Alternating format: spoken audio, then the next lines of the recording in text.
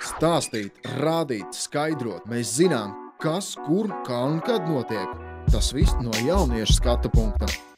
Pirmais šāda veida jauniešu raidījums Latvijā – Runā TV. Lielākai daļai Latvijas iedzīvotāju ir savi mīluļi, jeb mājdzīvnieki, bet vai viņi visi tiek mīlēti un vai par viņiem rūpējās kā vajadzētu? Kā arī, kas notiek ar tiem, kuri vieni paši pēc cilvēku mīlestības klīst apkārt pa Rīgas un citu pilsētu ielām?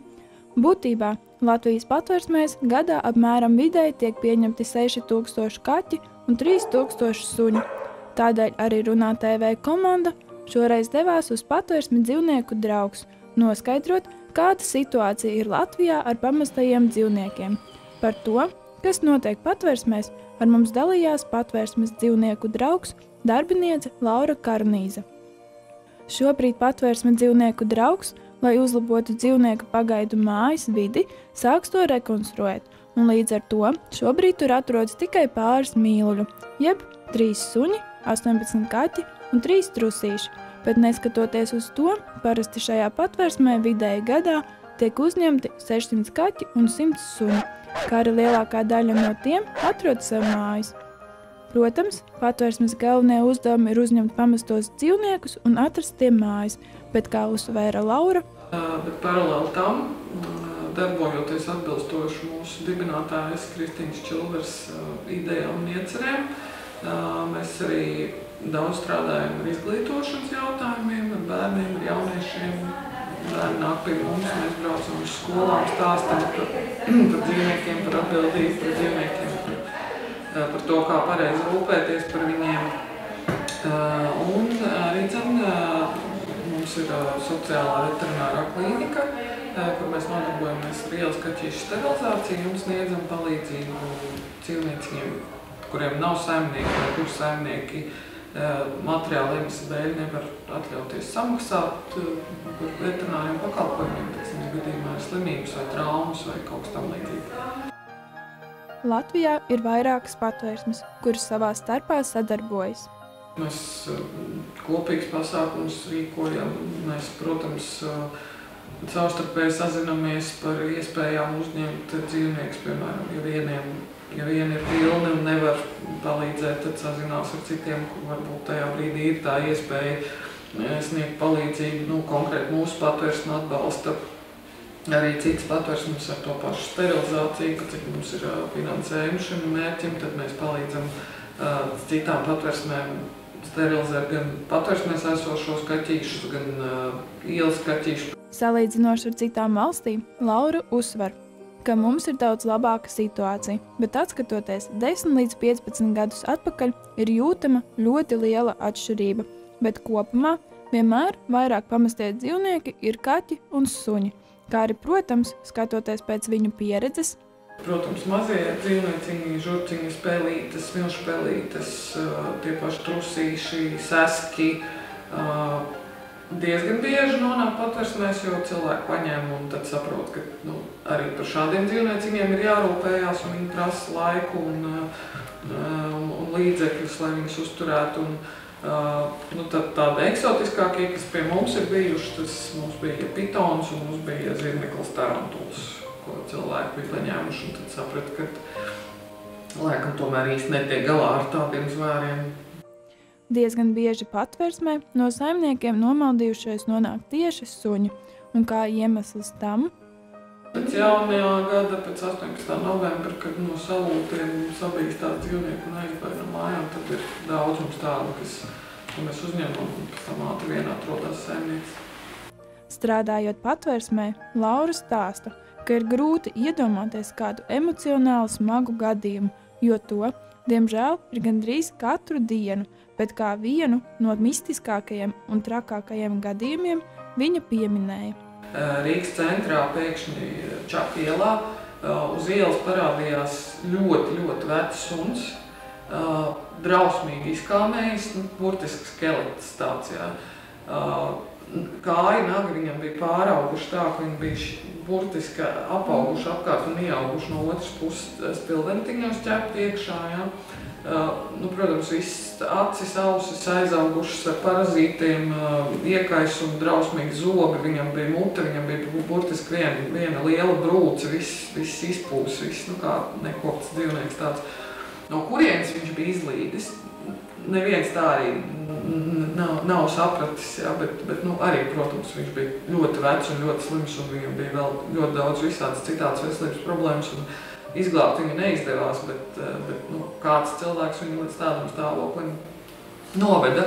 Mums pat bija iespējas, ka viņš vismaz kaut kādu pēdējo savu mūžu daļu visticamāk bija pavadījis kaut kur ļoti šaurā telpā, jo pat tad, kad mēs viņam atbrīvojām tās ķepiņas no tiem ieaugušiem nagiem, principā viņš būtu varējis staigāt, viņš nestaigāja, viņš tikai līda.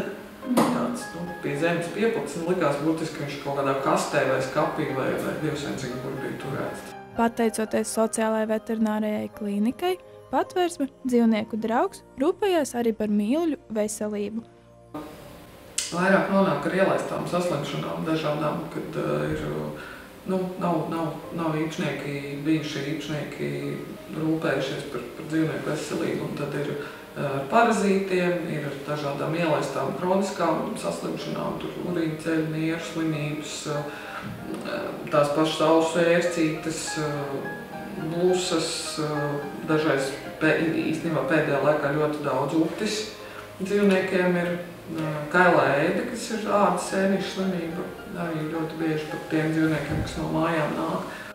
Iemesli, kādēļ saimnieki atsakās no dzīvniekiem? Mūsu patvērsmes top 3 ir alerģijas, braukšana uz ārzemēm strādāt un materiālās situācijas pasliktināšanās, kad cilvēks zaudē darbu vai zaudē dzīvokli vai kāds ģimenes loceklis nomirst un pārējie nav gatavi uzņemties rūpes par to dzīvnieku. Bet, kā savā darba pieredzē, visnesaprotamāko un absurdāko atteikumu no dzīvnieka viņa stāsta. Iemesls, kāpēc viņi gribēja viņu nodot patvērsmē, bija tāds, ka viņiem līdz tam bija bijis melns dīvāns, uz kuru tas kaķis labi izskatījies. Un tagad viņi nomainījuši mājās mēbeles un ir balts dīvāns, un kaķis vairs pie tā dīvāna nepiestāv. Un tāpēc viņi atnes uz patvērsmi, bija ļoti sašutuši un izbrīnīgi, ka mēs viņiem negribējām dot vietā melnu kaķi, kas piestāvētu pie viņu jaunā baltā dīvāna.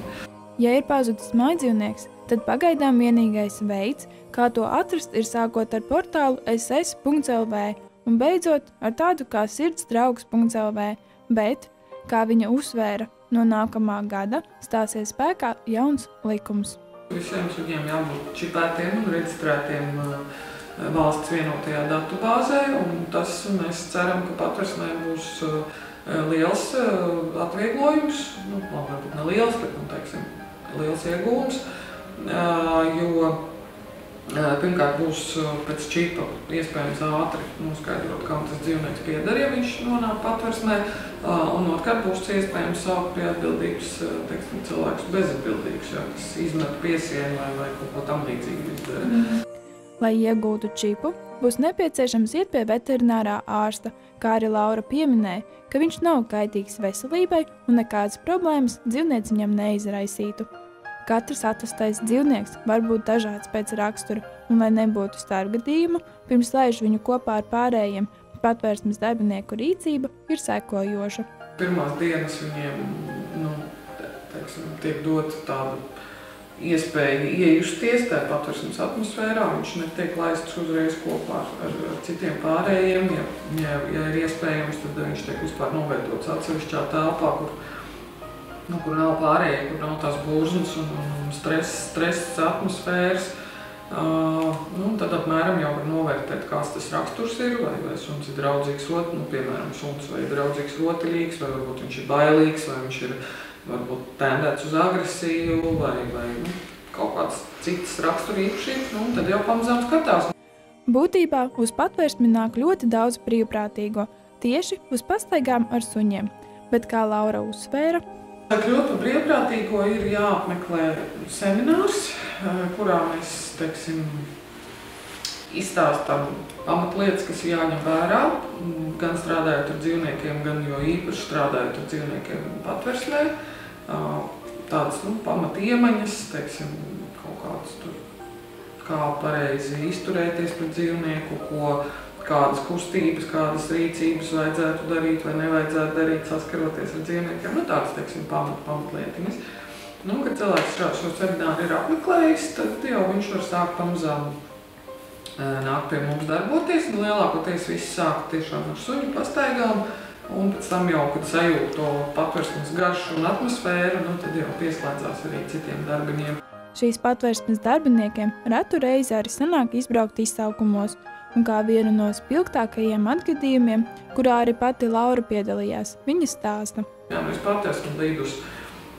Atceros, Vefu teritorijā savā laikā dzīvoja kucīte, tāda, mežonīga, teiksim tā. Viņa ļoti bailīgi bija cilvēkiem klāt nenāca tikai vienam vīrietim, kurš viņu baroja, un arī tā pa gabalu tikai.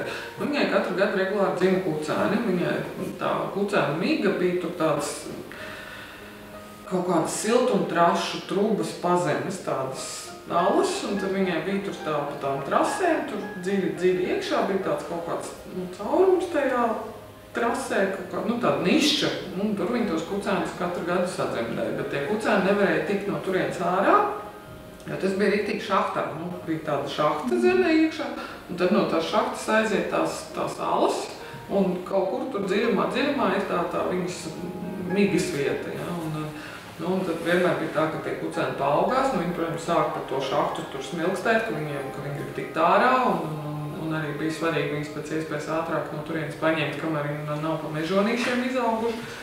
Bet, protams, tikko tu iekāpē šahtā, tā viņš vikts iekšā tajā siltumtrasē un pazūd. Ir svarīgi atcerēties, ka pirms dodās meklēt sev jaunu mīluli, ir jārēķinās ar 2 galvenajām lietām, kuras jautās patversmes darbinieki. Ziedojums un tas, ka mēs uzdodam daudz piekasīgus visādus jautājumus, un par to nedrīkst apvainoties, jo ir jāsaprot, ka mēs tikai cenšamies saprast, vai patiešām cilvēks ir nopietni gatavs uzņemties atbildīgi par dzīvnieku, un ja viņš ir gatavs, vai viņam ir arī apstākļi atbilstoši.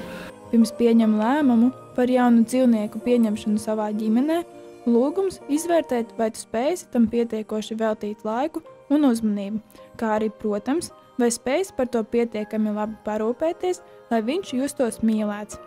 Kad ir pieņemts lēmums, patversmes dzīvnieciņi ar lielāko prieku nokļūst tieši tavās mājās. Tā kā nedarīsim pāri tiem, bet gan mīlēsim un saudzēsim. Lilijāna Sustrupe, Oskars Aleksandrs Krūmiņš, Juris Stoļerovs, Armands Svelpe, Runā TV. Lai noskaidrotu, kāds ir Kristīgās baznīcas viedoklis voluntārās ja brīvprātīgās eitanāzijas jautājumā, devāmies uz Rīgas Krusta evaņģēlisko luterisko draudzi satikt mācītāju Ivaru Jēkabsonu.